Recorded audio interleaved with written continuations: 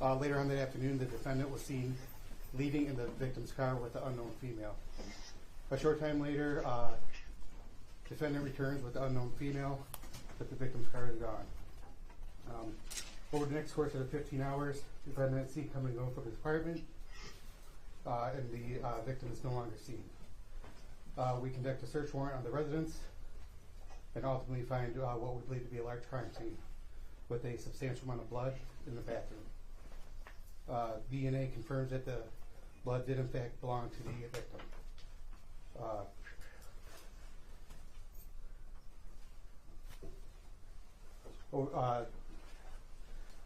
Since January 2nd, the defendant victim has not been seen or heard from, has not had contact with friends or family, no banking activity. This leads us to believe that the victim is in fact deceased, and the defendant is responsible for her death and disappearance. All right, based on your testimony and authorized the warrant, Mr. Lang, are we ready to proceed to immediate arraignment, or would you like an opportunity to speak with your client regarding the new information? Your Honor, we can go right to the arraignment. I just received the amended information on this matter. Have read it. We would stand mute to all charges at this time. Judge, I'm sorry, Carmen DeFranco on behalf of the people. We don't have the defendant on the screen yet, so. Well, we're gonna get there. That's what I just want to know if we were moving straight or if he needed to talk to his client because he just got the search hearing. All right, Macomb County Jail, may I please have DeAndre Booker? Yes, ma'am.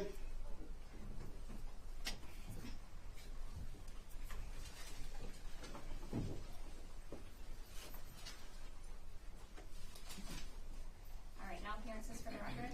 Good morning, Your Honor. Carmen DeFranco appearing on behalf of the people. Good morning, Your Honor. Robbie Lang appearing on behalf of DeAndre Booker. And sir, please state your name for the record. DeAndre Booker. All right, Mr. Lang, again, with regard to the arraignment on the new information you've been provided to us. Your Honor, I have been provided the new information. We would waive the formal reading and stand mute. All right. Mr. Booker, have you had an ample opportunity to talk to your attorney? Not today, but yesterday, yes. Has he gone over your rights with you? Yes. Do you understand all of those rights? Yes. Do you have any questions regarding those rights? No. Do you know what the charges are in the new information at this time? I don't. All right. Can we Might as well read them, Your read the Honor. charges, counsel, just so that he knows what he's charged with today, or I can do it whatever you prefer. You could read them out loud. That's fine. Sir, you are charged with count 1, homicide, murder, first degree, premeditated. The allegation is that you did deliberately with the intent to kill and with premeditation kill and murder 1 Ashley Elkins, contrary to MCL 750.316. That is a felony with a possible penalty of life without parole. Count 2, tampering with evidence. Criminal case punishable by up to more than 10 years. Did knowingly and intentionally remove, alter, conceal, destroy, or otherwise tamper with evidence to be offered in a criminal case where the crime was punishable by a maximum term of imprisonment of more than 10 years or imprisonment for life of any term of years. That is a felony punishable by up to 10 years and or $20,000.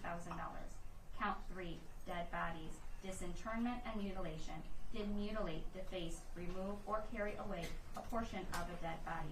That is a felony punished by up to 10 years or $5,000. And count 4, concealing the death of an individual.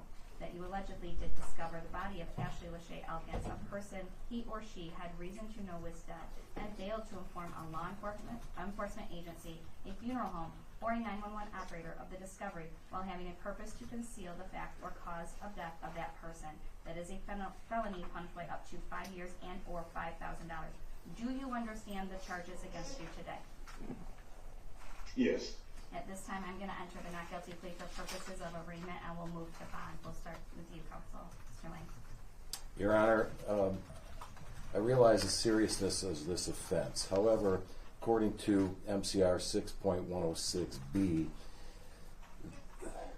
he does not fit the category where bond can be denied, even though it is a murder charge, because he has no prior violent felonies, and he, at the time, is not on bond or parole or probation for any violent felony.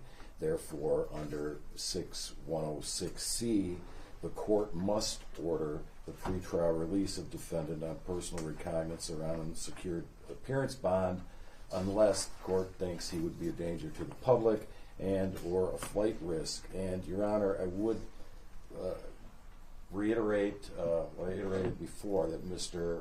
Booker would not be a flight risk. He has lived in either Detroit, Ann Arbor, or Macomb County his entire life.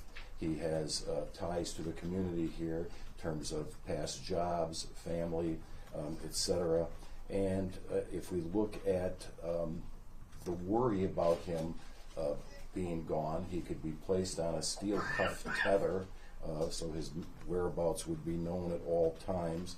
He would, I believe, that the police may have already confiscated, if he had a passport in his residence, they would already have control of that. He does not have a driver's license, so that would be surrendered to ensure that he would not flee. With regard to reasons for a personal recognizance bond, the court in subrule F looks at about 8 known factors. With regard to these, there's only one that stands out, and that is the seriousness of the offense charge. As to all the other factors, Mr. Booker does not have any prior criminal record whatsoever. He does not have a record of non-appearance at court dates. He doesn't have a history of substance abuse or a mental condition. He has had steady employment most of his life, other than for the past 6 months when he was laid off from his job, and he's been working some part-time jobs therein. And you know, again, his ties, family ties to this community. So I expect the court is going to enter some type of monetary bond, but I would ask that that be low. I mean, he does not have any assets of his own, and that you put some conditions on his release, like I mentioned, a GPS tether, no contact with the victim's family, etc. Thank you, Your Honor. Judge, I believe counsel is misreading 6.106. I believe this defendant can be remanded with no bond, at least for a period of about 90 days. And I would ask for that. If this court is inclined to grant some sort of monetary bond, I would ask for something in the neighborhood of $5 million cash, no 10%. Is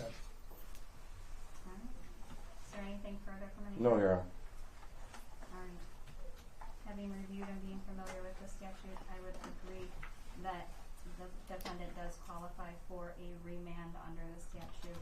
As provided as such, I am going to remand him with no bond into the care and custody of the Macomb County Jail at this time. We need to talk PCC dates at this time. There is another case with Judge Bodecker already. There is a PCC scheduled for February 5th, 2025 at 8:30 a.m. I was not at that matter. I do not know if the original court date, if the defendant waived his 21-day rules yet on that matter. Judge, and what kind of timeline? if I may, Judge, yes, it was an adjourned PCC. The 21-day rule has been waived on that already. I would ask for this PCC to be set. This is obviously going to Judge Bodecker as well? Yes, this matter will also go to Judge Bodecker.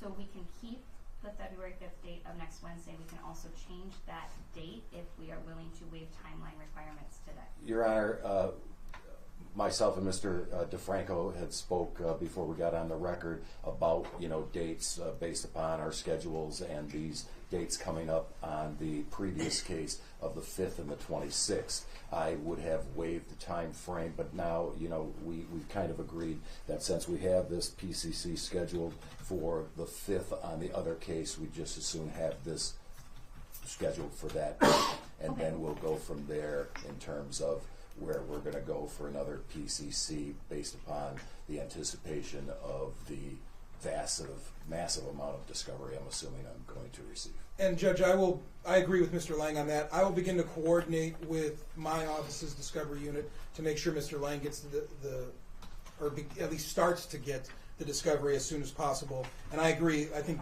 leaving this the 5th, then we, Mr. Lang, myself, and Judge Bodecker can all look at everyone's schedules together on that date and figure out where to go forward. Okay, then I'm gonna put this matter also on to February 5th, 2025 at 8:30 a.m. on Zoom for a PCC and exam date of February 12th, 2025 at 8:30 a.m. in person. That will be the control date. You guys can discuss that with Judge Bodecker at the next court hearing. Sir, I am going to officially refer your matter to the public defender for appointment of counsel so that Mr. Lang can be appointed to coordinate both matters. Yes, and Your Honor, just to speak to that, I was specifically appointed on the other case knowing that this matter might come up, and therefore, yes, you'd have to run it through our office, and I'm going to be on this case also. Yes. So we will make sure that is done as well. And you guys will all be in front of Judge Bodecker next Wednesday, February 5th, 2025 at 8:30 a.m. I have set the matter remotely on Zoom. Thank you, Judge. Thank you, Your Honor. Pleasure seeing you again. Nice to meet you. Recording stopped.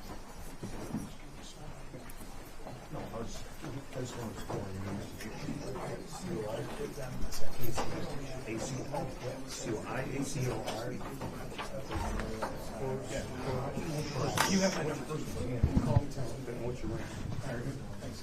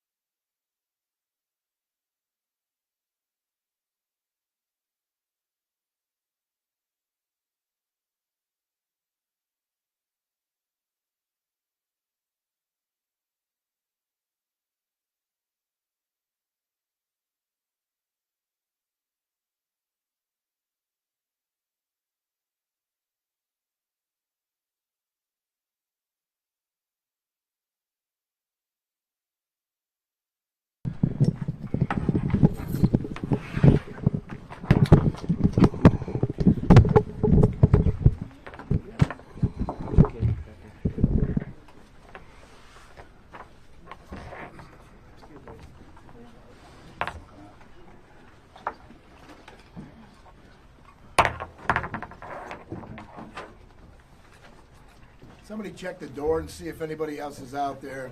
No, that's good. So that we don't get interrupted. All good. All good? Not yet. Not yet.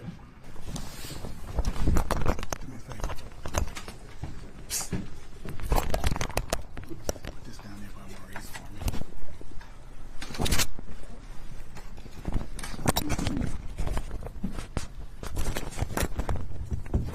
Mom or sister. Okay. So that's mom and sister. That they both were not don't want to speak today. Okay. So what's your name, sir? Maurice Morton. MAURICE MORTON. Are you a family spokesperson or? Yes, and uncle. Uncle? Okay, thank you, sir.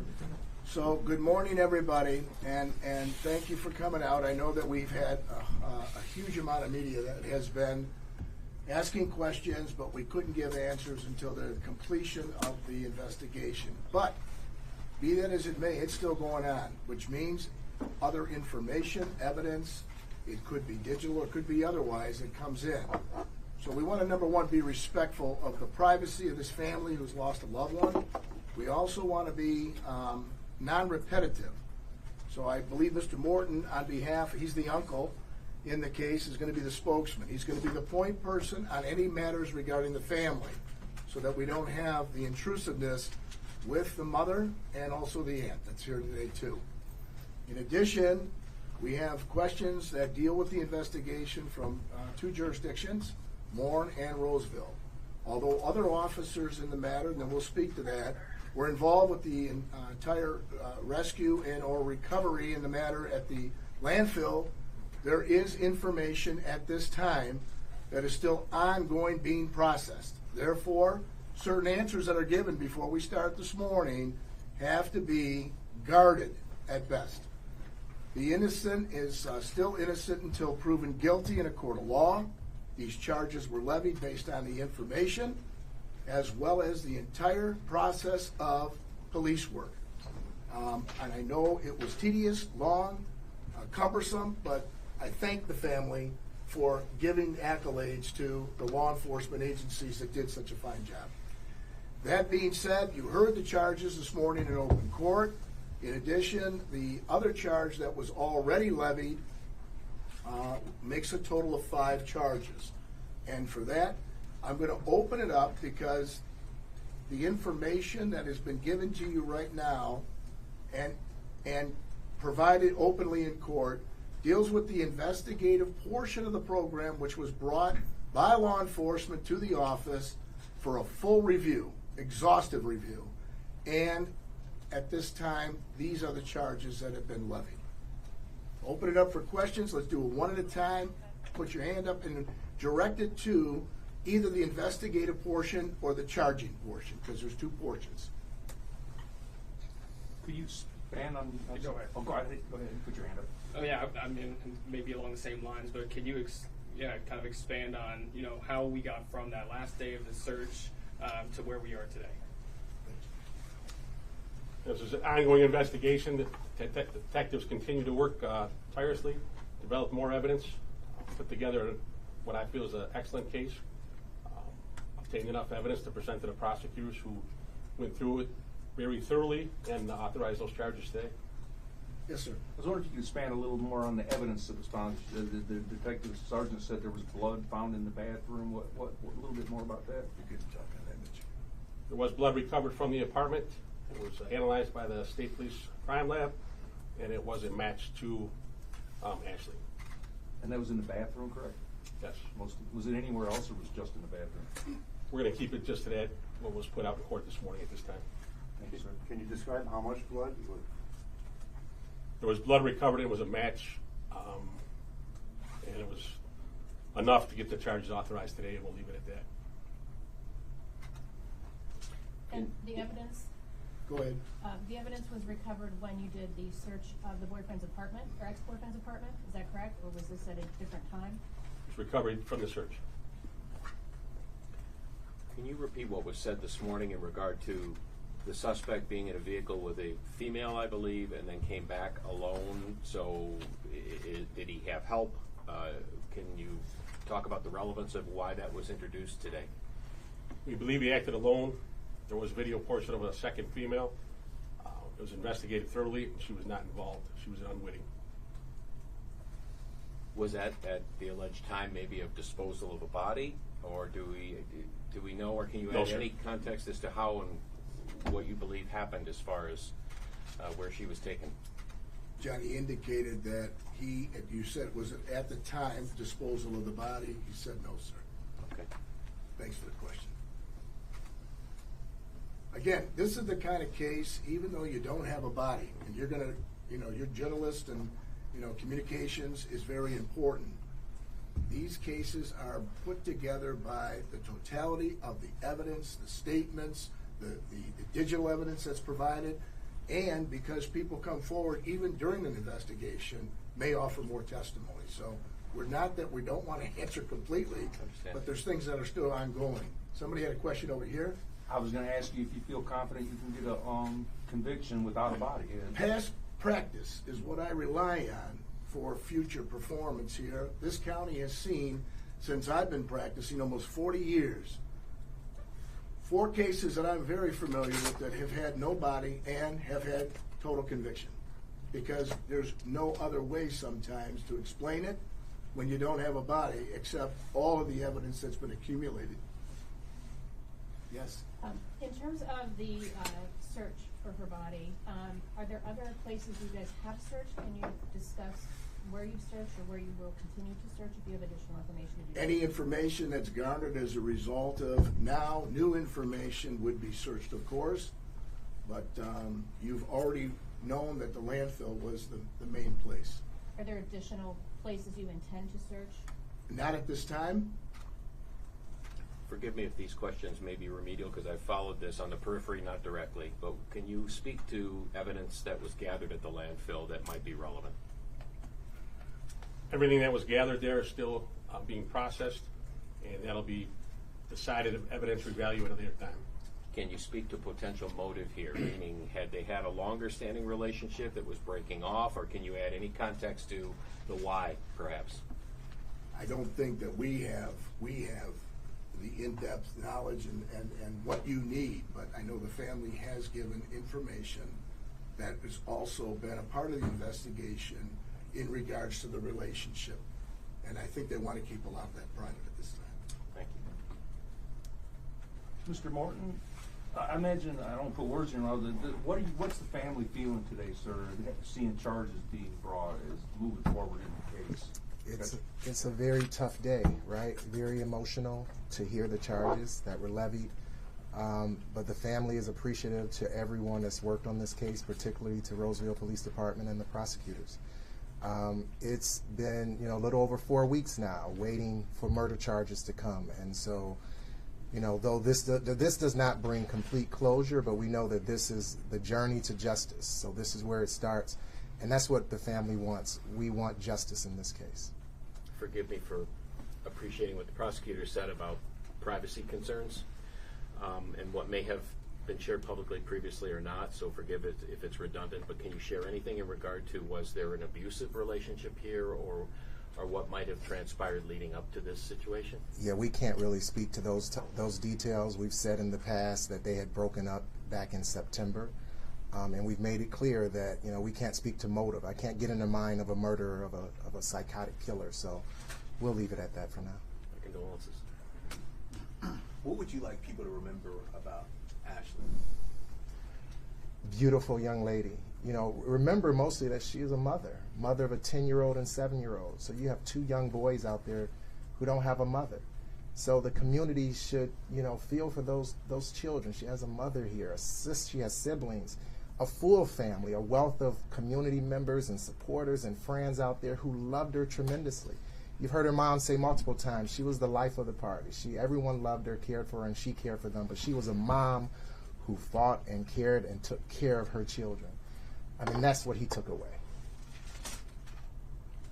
How's the family coming together to help her sons process what's going on right now? It's tough. Mom has mentioned multiple times they're having nightmares. The youngest doesn't quite comprehend this and what's going on. And so it's going to take a village to wrap around them and support them. But this is tough, and we can imagine that going through the court process over these next few months or year or so, it's going to be even tougher. So. And do you have any message for those who've been working on this investigation, how it's played out, how it's progressed over the last month? You know, what's your message to law enforcement, detectives, and people who've been trying to help bring justice to y'all's family? Yeah, I mean, we were very clear. We were, you know, the family was frustrated when we started out, right? When Ashley first went missing. We know that law enforcement hands are tied oftentimes. We feel that society as a whole should take these cases more seriously. Just as there's an Amber Alert, we're saying there should be an Ashley Alert, right? When a young woman goes missing and there's reason to believe she's in harm's way, there should be more done. But as it relates to what's been done by Roseville Police, and since that point, nothing but accolades. They've done a fantastic job. The family's appreciative of all of those agencies that participated in the search for Ashley at the landfill. They've communicated with us on a regular basis. I'm going to keep saying this, Chief Berlin has been excellent in how he's worked with the family, and so we're appreciative of everything they've done. We started with Warren Police Department, Roseville Police Department. We know the prosecutors have worked on this. We appreciate it because, you know, we know there's a lot of families that don't get this level of attention, whether it's from the media or law enforcement. And we feel that everyone should get this level of attention. So we're appreciative of what they've done to this point. How hard is it being in the courtroom, seeing the suspect's face? It's very difficult, but I think the hardest part is hearing the charges, right? Because then you start to visualize and picture what occurred. That's very difficult. From the work at this point on, the journey's beginning with the prosecution, because now all of the points that have been investigated thus far, as well as what may come in the future, have to be put together methodically and to show the timeline as to how it all occurs. And I want to thank also all the assistant prosecutors, including the two that are here today, Ms. Seaworth and Mr. DeFranco, because they are going to lead the charge on this case to bring justice to this family and closure someday, that the questions can be answered and be given to those two little boys. Because we all have families in here, let's face it. Nobody wants to be sitting here and going through this. This is extremely painful, and the thought of trying to bring her home and get closure at that time wasn't a success, but we're going to go ahead and do everything we can to purge forward and make sure that justice is going to be in this case. The reality is he's innocent until proven guilty. And everything that we say at this point here, we want to make sure that you have that information in the message that you're leaving to those individuals that wanted to know about the open questions. I can touch on one thing. We don't get here today without the collaboration of all our friends in law enforcement. Commissioner Hawkins from Warren PD and his officers were phenomenal. Macomb County Sheriff's Office, we had 15 agencies out there at the landfill. Our detectives here in Roseville worked throughout, and unbelievable caliber of people, and the training and their performance and their knowledge of putting this case together is second to none. So without the collaboration of all of us, this doesn't happen today. And to I guess, come off of that, who's ever trained to go into a landfill and look for a body? None of us. And it's important to realize that they had to strap on boots and godly knows weather and go through garbage to try to do their job to bring her home. So I'm forever grateful for the mission, because it at least took place. Prosecutor? Two questions. Are there any other persons of interest or accomplices? I know that the woman in the vehicle was not considered an accomplice. Do you believe there were other people involved? Great question, and I wish that we had more to go on, but the individuals that were a part of, let's say, this investigation, they're not talking, so we'll go from there. And do you believe, based on evidence that you have or more that you'll look at, that you will find Ashley? I'm hopeful. I'm optimistic. I'd like to go ahead and tell you yes, but it's only if somebody or evidence points to where that happens. Somebody may cooperate in the investigation. Sometimes it takes a little bit, but I'm hopeful. A quick question for Chief Berlin. Has a case like this had an emotional impact on the department or even yourself? Absolutely. The officers were invested in this from the beginning, and doing that search became more invested throughout. And when it was over, felt very defeated. So, yep. And for point of clarity, please, beyond the DNA evidence in the blood in the bathroom in the apartment, has DNA evidence been found in a dumpster, landfill, anywhere else, a vehicle perhaps? We're just going to stick with the comments on the evidence from what was revealed in court today. Fair enough. There's an enormous amount of pages of information. I'm sure by FOIA you're going to find what statements were made, what information was garnered, and more importantly, the results of that evidence.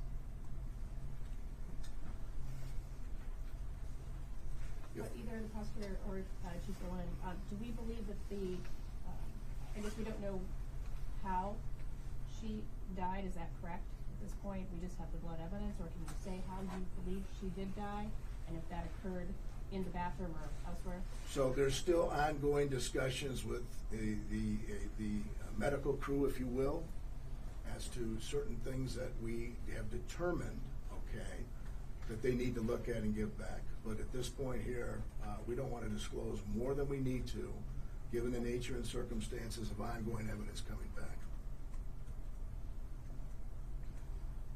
If there's no other questions, I know that the family has indicated that their privacy is what they want at this point here. They've been inundated with stress, and they're mourning their loved one. And at this point here, I know you will respect their privacy and go through the spokesman of the family that you bring your questions to him, and he'll make sure he'll do his best to do what's necessary to get you an answer. Thank you for your time this morning, and we appreciate you coming out. Thank you.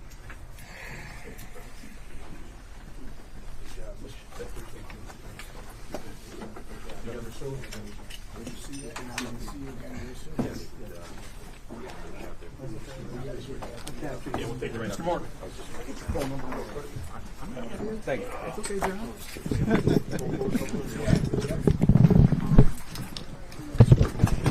You guys want to go back? Oh, no. Eric, can you get the prosecutor out? Yeah. It's good to see you. We got to go to the conference room and walk that way.